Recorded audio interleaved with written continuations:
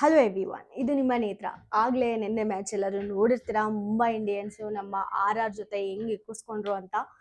ಒಂದು ವಿಕ್ಟ್ರಿನೇ ಆಗಿದೆ ನೆನ್ನೆ RR ಅವರಿಗೆ. ಅಷ್ಟು ಚೆನ್ನಾಗಿ ಆಡಿದ್ರು RR ಅವರು. ಬೌಲಿಂಗ್ ಮಾತ್ರ ಎಕ್ಸಲೆಂಟ್ ಆಗಿತ್ತು.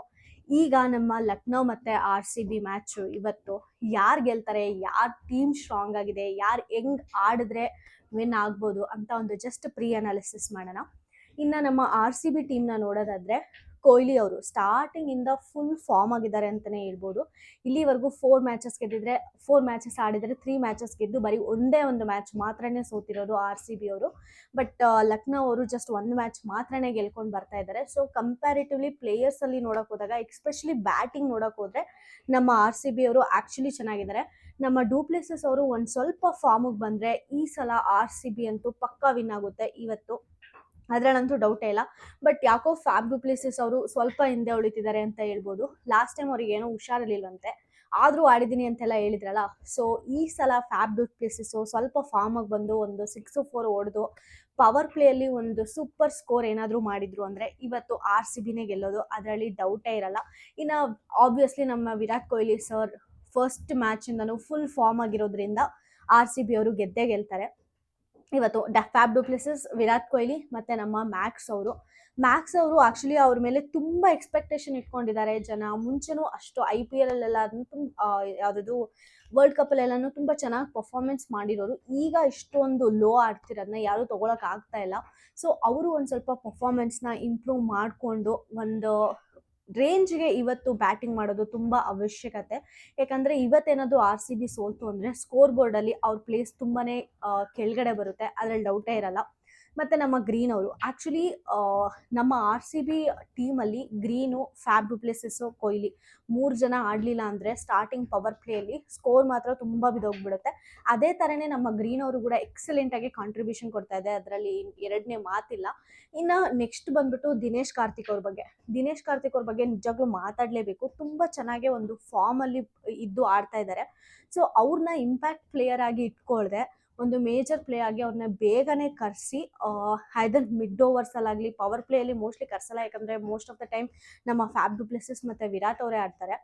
ಸೊ ಅಟ್ಲೀಸ್ಟ್ ಮಿಡ್ ಓವರ್ಸ್ ಅಲ್ಲಾದ್ರೂ ದಿನೇಶ್ ಕಾರ್ತಿಕ್ನ ಇಂಟ್ರೊಡ್ಯೂಸ್ ಮಾಡಿದ್ರೆ ಇವತ್ತು RCBಗೆ ಪ್ಲಸ್ ಆಗೋದ್ರಲ್ಲಿ ಎರಡನೇ ಮಾತಿಲ್ಲ. ಮತ್ತೆ ನಮ್ಮ ಲ್ಯಾಮ್ರೋರ್ ಕೂಡ ಅಷ್ಟೇನೆ ತುಂಬಾ ಚೆನ್ನಾಗೆ ಲಾಸ್ಟ್ ಮ್ಯಾಚ್ ನೋಡಿದ್ರೆ, ಇನ್ನೇನು ಮ್ಯಾಚ್ ಆಯ್ತು ಹೊರಟೋಯ್ತು ಇವತ್ತು ಮ್ಯಾಚ್ ಗೆಲ್ಲಲ್ಲ RCB ಅನ್ಬೇಕಾದ್ರೆ, ನಮ್ಮ ದಿನೇಶ್ ಕಾರ್ತಿಕ್ ಅವ್ರ ಜೊತೆ ತುಂಬಾ ಚೆನ್ನಾಗಿ ಪರ್ಫಾರ್ಮೆನ್ಸ್ ಕೊಟ್ಟಿದ್ರು ಲ್ಯಾಮ್ರೋ ಅವರು ಅನ್ನೋರು. ಮತ್ತೆ ನಮ್ಮ ಯಾರು ರಜತ್ ಪಾಟಿದಾರ್ ಮತ್ತೆ ಅನುಜ್ ರಾವತ್, ಇವರಿಬ್ರು ಆಕ್ಚುಲಿ ಪರ್ಫಾರ್ಮೆನ್ಸ್ ತೋರಿಸ್ತಾ ಇಲ್ಲ. ಅಟ್ಲೀಸ್ಟ್ ಅನುಜ್ ರಾವತ್ ಓಕೆ, ರಜತ್ ಪಾಟಿದಾರ್ ಇವರೆಲ್ಲಾನು ಸ್ವಲ್ಪ ಜಾಸ್ತಿನೇ ಇಂಪ್ರೂವ್ ಆಗಬೇಕು. ಬೇಸಿಕಲಿ RCB ಅಂದ ತಕ್ಷಣ ನಮಗೆ ಬರೋದು ಕೊಹ್ಲಿನೇ. ಇಷ್ಟು 4 ಮ್ಯಾಚಸ್ ಆಡಿರೋದ್ರಲ್ಲಿ ಕೊಹ್ಲಿಯಿಂದಾನೇ ಮೋಸ್ಟ್ ಆಫ್ ದ ಮ್ಯಾಚಸ್ ಗೆದ್ದಿರೋದು.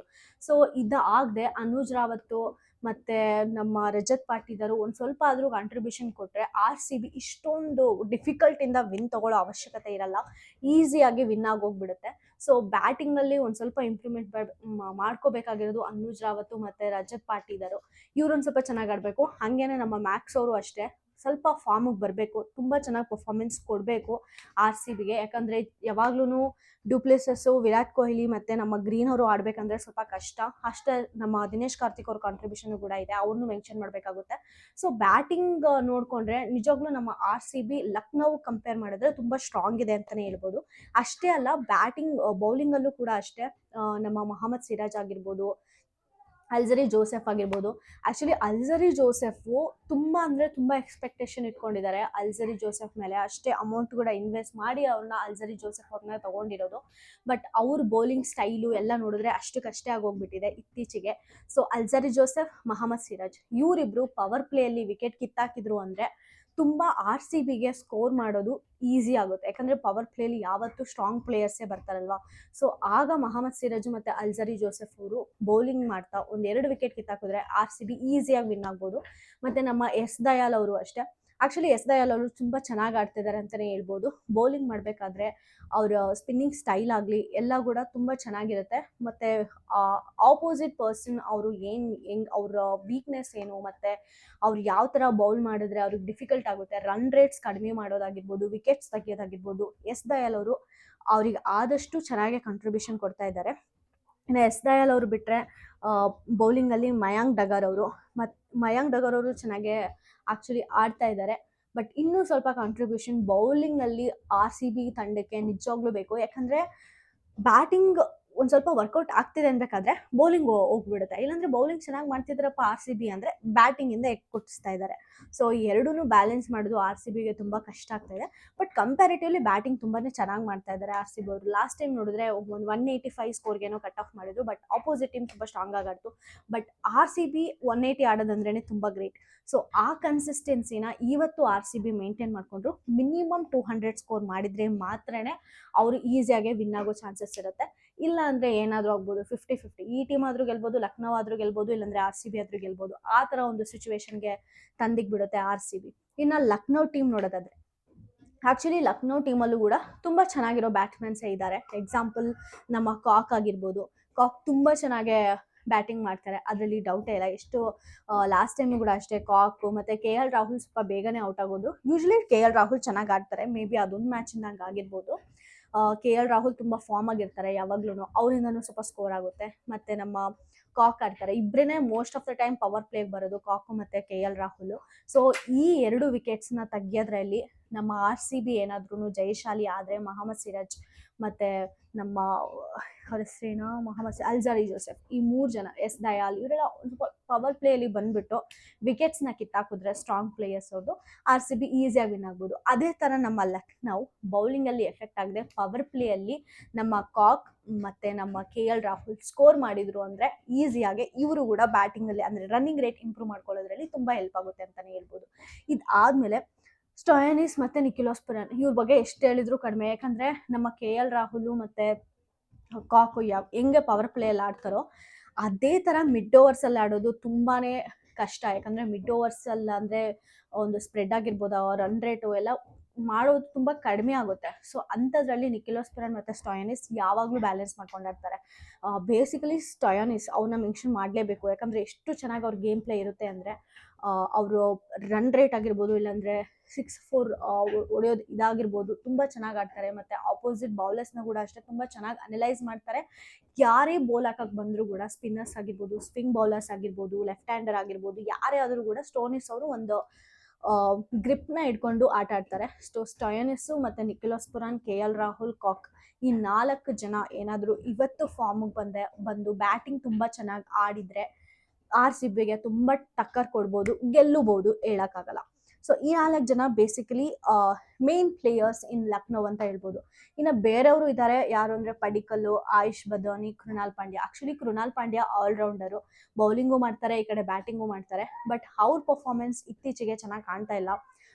ಯಾಕಂದರೆ ಆಲ್ರೌಂಡರ್ಸ್ ಅಂತ ಟೀಮ್ಗೆ ಸೆಲೆಕ್ಟ್ ಮಾಡಿದಾಗ ಅವ್ರ ಮೇಲೆ ಎಕ್ಸ್ಪೆಕ್ಟೇಷನ್ಸ್ ತುಂಬಾ ಇರುತ್ತೆ. ಸೊ ಆ ಎಕ್ಸ್ಪೆಕ್ಟೇಷನ್ಸ್ನ ಕಾಪಾಡ್ಕೊಳ್ಳೋದು ಕೂಡ ಅಷ್ಟೇ ಇಂಪಾರ್ಟೆಂಟ್ ಆಗುತ್ತೆ. ಬಟ್ ನಮ್ಮ ಕೃಣಾಲ್ ಪಾಂಡ್ಯ ಏನೂ ಮಾಡ್ತಾ ಇಲ್ಲ. ಸೊ ಅವರು ಇವತ್ತೇನಾದ್ರೂ ತುಂಬ ಚೆನ್ನಾಗಿ ಬೌಲಿಂಗ್ ಮಾಡೋದಾಗಲಿ ಬ್ಯಾಟಿಂಗ್ ಮಾಡೋದಾಗಲಿ ಮಾಡಿದರೆ ಲಕ್ನೋಗೆ ತುಂಬ ಹೆಲ್ಪ್ ಆಗುತ್ತೆ, ವಿನ್ನಿಂಗ್ ಮೂಮೆಂಟ್ಗೆ ಹತ್ರ ಆಗ್ತಾರೆ. ಇನ್ನು ನೆಕ್ಸ್ಟು ರವಿ ಬಿಷ್ಣು, ಮೋಶಿನ್ ಖಾನ್. ಆ್ಯಕ್ಚುಲಿ ಇವರು ಅಷ್ಟೇ, ರವಿ ಬಿಷ್ಣು, ಮೋಶಿನ್ ಖಾನ್ ಇಬ್ಬರು ಬೌಲರ್ಸು ತುಂಬ ಚೆನ್ನಾಗಿ ಐಡಿಯಾಲಜಿ ಇಟ್ಕೊಂಡು ಆಡಬೇಕು. ಸುಮ್ಮನೆ ಬಾಲ್ ಹಾಕಿ ಆರ್ ಸಿ ಬಿ ಪ್ಲೇಯರ್ಸ್ನ ರೀಡ್ ಮಾಡಿದೆ ಸ್ಪಿನ್ನರ್ಸ್, ಲೆಫ್ಟ್ ಹ್ಯಾಂಡರ್ಸ್ ಅಂತ ಹಾಕಿದ್ರೆ ಸ್ವಲ್ಪ ಕಷ್ಟ ಆಗುತ್ತೆ. ಯಾರ್ಯಾರು ಏನೇನು ವೀಕ್ನೆಸ್ ಇದೆ ಅಂತ ತಿಳ್ಕೊಂಡು ಆಡಿದ್ರೆ ಚೆನ್ನಾಗಿರುತ್ತೆ. ಇನ್ನು ನಮ್ಮ Mayank Yadav, most important bowler in Lucknow. ಈ ಬೌಲರ್ ಹತ್ರ ನಮ್ಮ ಆರ್ ಸಿ ಬಿ ಅವರು ಕೇರ್ಫುಲ್ಲಾಗಿ ಡೀಲ್ ಮಾಡಿದ್ರೆ ಅಂದರೆ R C ಬಿನೇ win 200%.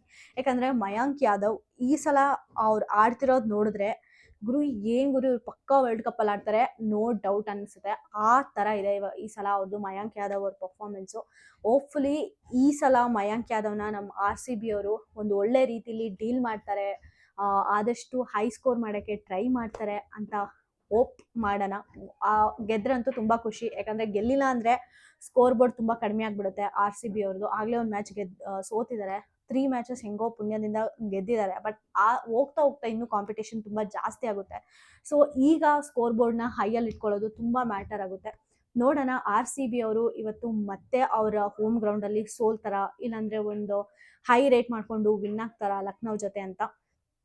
Over all compare ಮಾಡಿದ್ರೆ ನನಗೇನು ಅನ್ಸುತ್ತೆ ಅಂದರೆ ಪಕ್ಕಾ ಬೆಂಗಳೂರು ಗೆಲ್ಲುತ್ತೆ ಅನ್ಸುತ್ತೆ. ಯಾಕಂದರೆ ಲಕ್ನೋ ಟೀಮಲ್ಲಿ ಅಷ್ಟು ಚೆನ್ನಾಗಿರೋ ಬ್ಯಾಟ್ಸ್ಮನ್ ಇಲ್ಲ. ಜಸ್ಟ್ 4 ಮೆಂಬರ್ಸ್ ಇದ್ದಾರೆ ಬಟ್ ಜಸ್ಟ್ 4 ಮೆಂಬರ್ಸ್ ಇದ್ದಾರೆ. ಬಟ್ ಅವರು ಕೂಡ ಹೆಂಗಾದರೂ ಆಡ್ಬೋದು. ಸ್ಟಯಾನಿಸ್ ಮತ್ತು ನಮ್ಮ ನಿಕೋಲಸ್ ಪುರನ್, KL ರಾಹುಲ್ ಮತ್ತು ಕಾಕ್, ಈ 4 ಜನನ ತುಂಬ ಚೆನ್ನಾಗಿ RCB ಇವತ್ತು ಹ್ಯಾಂಡಲ್ ಮಾಡ್ತು ಅಂದರೆ ಇವತ್ತು ಗೇಮ್ ನಮ್ಮದೇ ಅಂತಾನೆ. ಹೋಪ್ಫುಲಿ ಎಲ್ಲ ಪಾಸಿಟಿವ್ ಆಗುತ್ತೆ, ನಮ್ಮ RCB ಮತ್ತೆ ಈ ಗೇಮ್ ಗೆಲ್ಲುತ್ತೆ ಅಂತ ಹೇಳ್ತಾ ನಾನು ಈ ವಿಡಿಯೋನ ಮುಗಿಸ್ತಾ ಇದ್ದೀನಿ. ನಿಮಗೆ ರಿಕ್ವೆಸ್ಟ್ ಏನಂದರೆ ನನ್ನ ಚಾನಲ್ಗೆ ಸಬ್ಸ್ಕ್ರೈಬ್ ಮಾಡದೆ ನೋಡ್ತಾ ಇದ್ದರೆ ಪ್ಲೀಸ್ ಸಬ್ಸ್ಕ್ರೈಬ್ ಮಾಡ್ಕೊಳ್ಳಿ, ಮತ್ತು ಆದಷ್ಟು ಗೊತ್ತಿರೋರಿಗೆ ಶೇರ್ ಮಾಡಿ ಯಾರಾದರೂ ಕ್ರಿಕೆಟ್ ಫ್ಯಾನ್ಸ್ ಇದ್ದರೆ ಅಂತ ಹೇಳ್ತಾ ನಾನು ಈ ವಿಡಿಯೋನ ಮುಗಿಸ್ತಾ ಇದ್ದೀನಿ. Thank you so much.